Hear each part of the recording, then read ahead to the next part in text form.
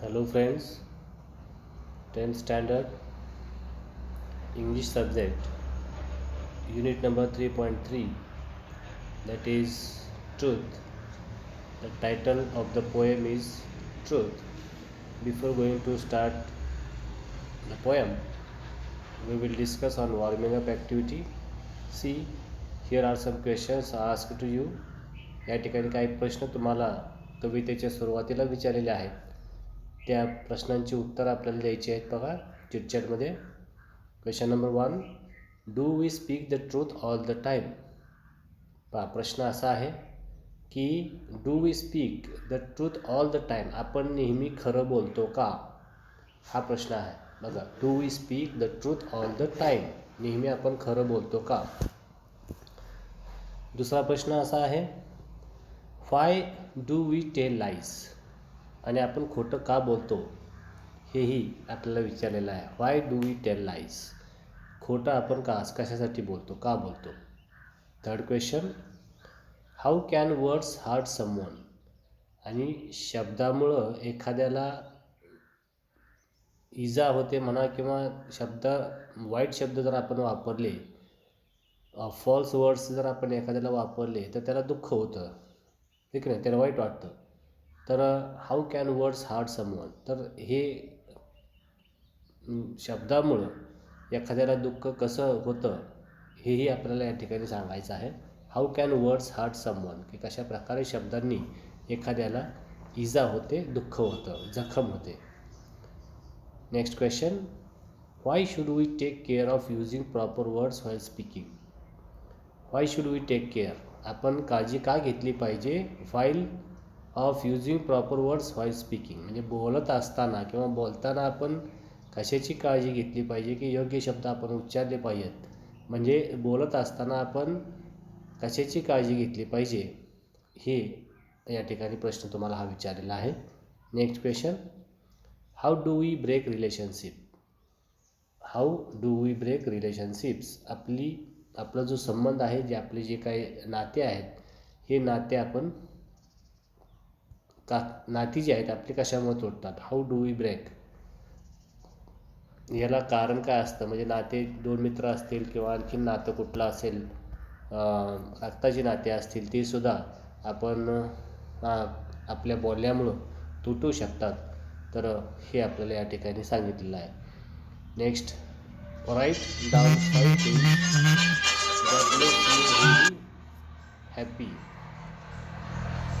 Right 5 things that makes you very happy, आणि 5 अशा गोष्टी सांगायच्या की ज्या तुम्हाला आनंद देणाऱ्या आहेत. फॉर एक्झाम्पल, उदाहरणार्थ या ठिकाणी दिले, आवर टीम विन्स द मॅच, आमचा जो संघ आहे, आमच्या संघानं मॅच जिंकलेली आहे किंवा सामना जिंकलेला आहे, त्यावेळी मला आनंद झाला. मग अशा प्रकारच्या आणखीन कुठल्या अशा 5 घटना आहेत की ज्याच्यामुळे तुम्हाला आनंद झालेला आहे.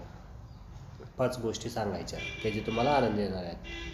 Right down 5 things that are hard to forget because they had upset you greatly, आणि अशा 5 गोष्टी सांगा की ज्याच्यामुळे ज्याला तुम्ही विसरू शकत नाही आणि ज्याच्यामुळे तुम्हाला खूप दुःख झाला किंवा तुम्ही खूप नाराज झाला.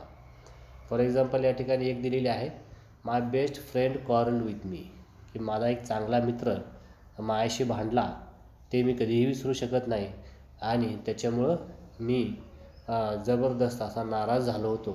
तर ही एक घटना तुम्हाला दिलेली आहे. आणखीन 5 घटना की ज्याच्यामुळं तुम्हाला दुःख झालं की ज्याच्यामुळं तुम्ही नाराज झाला, की अशा घटना की ज्या तुम्ही विसरू शकत नाही, त्या गोष्टींनी तुम्हाला खूप दुःख झालेलं होतं.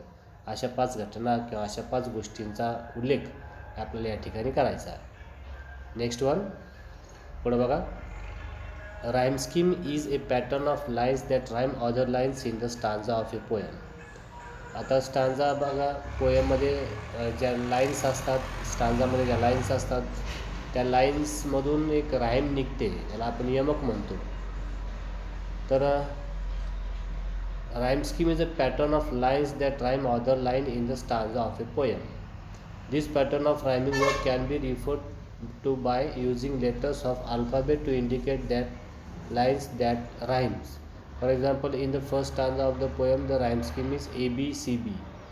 तर पहिल्या स्टांजाची जी राईम स्कीम आहे ती ABCD आहे. मग तुम्हाला सगळ्या स्टांजाची राईम स्कीम ही सांगायची आहे. तर हे काही प्रश्न आहेत, बघूया आपण. कविता ट्रुथ, सत्य. बघा या ठिकाणी ही जी कविता आहे ही बॅरी वेल्ड यांनी लिहिलेली कविता आहे. या ठिकाणी बघा, कविता बघण्याच्या आधी आपण कविताचं शेवट वर्ड्स बघूया. की वर्ड्स, शब्द. आता शब्द बघा, त्याला काटे लावलेलं बघा, निर्गुण काय म्हणतो त्याला, निवडुंग म्हणतो आपण, ठीक आहे ना. निवडुंगाचे जे काटे असतात ते काटे या शब्दाला लावलेले आहेत. पण आता शब्द म्हणजे हे काटे आहेत का? नाही.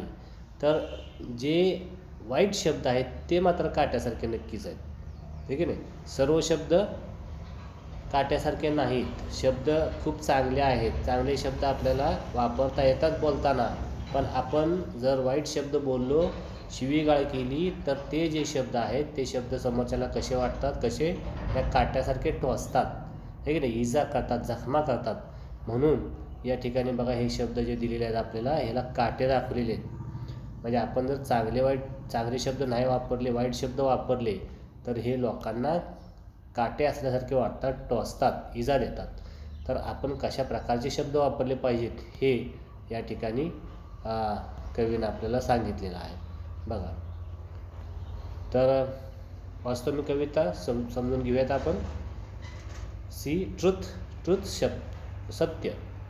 Sticks and stones may break my bones, but words can also hurt me. Stones and sticks break only skin, while words are ghosts that haunt me. बघा, स्टिक्स अँड स्टोन्स. स्टिक्स लाकडं, काठ्या. स्टोन्स दगडं.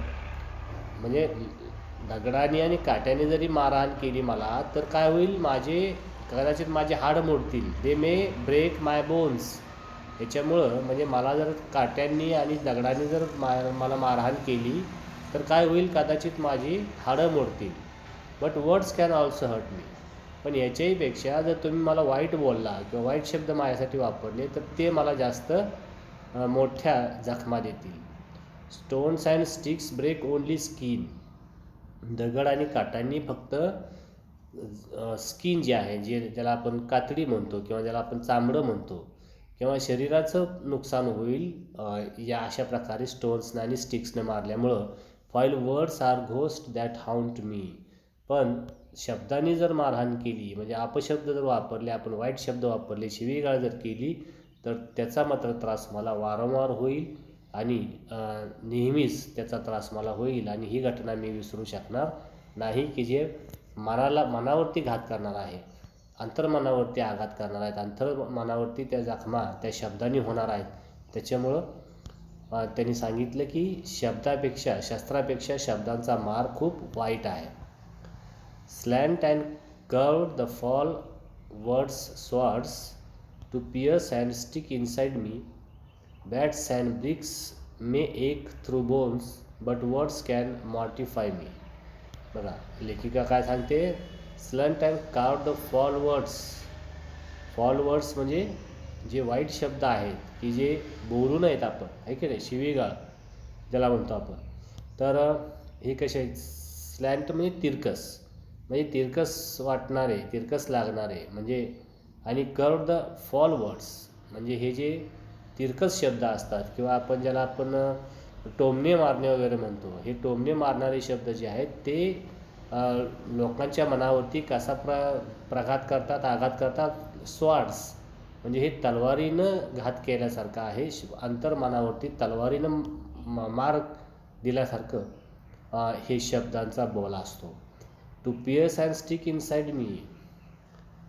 To pierce and stick inside me. तर ह्याच्यामुळं काय होतं, स्टॅब or puncture. Piers म्हणजे स्टॅब, म्हणजे हे तलवार मारल्यासारखं अंतर्मनामध्ये किंवा आत शरीरामध्ये तलवार मारल्यासारखं, आणि स्टिक इनसाइड मी आणि आतून मारल्यासारखं मला होतं. म्हणजे अपशब्द वापरल्यानंतर, शिवीगाळ केल्यानंतर, वाईट बोलल्यानंतर. Bats and bricks may ache through bones. म्हणजे तुम्ही जर बॅट्सने एखाद्याला मारलं किंवा बॅट्स म्हणजे तुम्हाला माहिती आहे क्रिकेटची बॅट असते. ब्रिक्स म्हणजे ज्याला आपण विटा म्हणतो, म्हणजे विटांनी किंवा बॅट्सनी जरी मारण्याचा आपण प्रयत्न केला तरी त्याच्यामुळं हाडं दुखतील, हाडाला इजा होईल, शरीराला इजा होईल. बट वर्ड्स कॅन मॉर्टिफाय मी. पण शब्द जे आहेत हे कधीही न भरून येण्यासारखे अशा जखमा देतील, ज्याला आपण मॉर्टिफाय म्हणतो, गमवणे. पण शब्दांनी खूपच नुकसान होतं किंवा गमवल्याचा भास आपल्याला होत असतो. Pain from words had left its scars on mind and heart that is tender. बघा, pain from words has left its scars on mind and heart that is tender. म्हणजे आपलं मन आणि आपलं जे हृदय आहे हे खूप टेंडर आहे. टेंडर म्हणजे नाजूक. मन आपलं आणि आपलं हृदय जे आहे हे खूप नाजूक आहे. आणि अशा प्रकारे जर आपण अपशब्द वापरले, आपण वाईट जर बोललो, तर ते काय करतात, इट लेफ्ट्स इट्स स्कार. स्कार म्हणजे जखमा. हे आपल्या मनावरती आणि आपल्या हृदयावरती कायमच्या जखमा करतं, कायमच्या जखमा सोडतं. आणि हे खूपच पेनफुली आहे, हे खूपच म्हणजे त्रासदायक आहे, त्रास देणारा आहे, वेदना देणारा आहे. Cuts and bruises now have healed. म्हणजे कट्स, ज्या जखमा तुमच्या शस्त्रानं झालेल्या आहेत शरीरावरती, कट्स म्हणजे जखमा, त्यालाच आपण ब्रुजेस म्हणतो, जखम, injuries. Can have healed, now have healed. म्हणजे तुमच्या जखमा, शस्त्राने झालेल्या जखमा किंवा मारहाणी झालेल्या जखमा हे कदाचित बरे होतील with words that I remember. पण तुम्ही जे काही वर्ड्स बोललेला आहात, तुम्ही जे काही अपशब्द बोललेला आहे, तुम्ही जे काही शिवीगाळ केलेली आहे, तुम्ही जे काही वाईट शब्द बोललेला आहात, ते मात्र मला कायम लक्षात राहतील. अशा प्रकारे हे लेखिकेने या ठिकाणी सांगितलेलं आहे. म्हणजेच या कवितेचा मतितार्थ जर आपण बघितला, ट्रूथ या कवितेचा मतितार्थ जर आपण बघितला, तर याच्यामधून आपण एक बोध घेऊ शकतो की आपण नेहमी सत्य बोलले पाहिजे. आणि सत्य जरी बोलणं अशक्य असलं तरी किमान असे तरी शब्द बोलू नयेत आपण की समोरच्याचं मन दुखावेल, त्याच्या मनालाही ही गोष्ट लागेल किंवा त्याच्या मनालाही शब्द लागतील, अशा प्रकारे आपण बोलू नये. तर ही गोष्ट आपण यामधून शिकलो. तर पहिल्या स्टांजाची आपल्याला राईम स्कीम या ठिकाणी सांगितले की ABCB अशा प्रकारची ही राईम स्कीम आहे. तर तुम्ही दुसऱ्या आणि तिसऱ्या पॅराग्राफची राईम स्कीम आणि याच्यामध्ये असणारे जे नवीन शब्द आहेत, या नवीन शब्दांचा अर्थ डिक्शनरीमधून शोधून त्याचा अर्थ लावून, अर्थ बघून या कवितेला अर्थ लावण्याचा प्रयत्न करायचा आहे आणि स्वतः ही कविता समजून घेण्याचा प्रयत्न करायचा आहे. तर ह्याच्यावरती दिलेले जे काही स्वाध्याय आहे तो आपण पुढच्या व्हिडिओमध्ये बघणार आहोत. तर या ठिकाणी आपण थांबूयात. धन्यवाद. थँक्यू.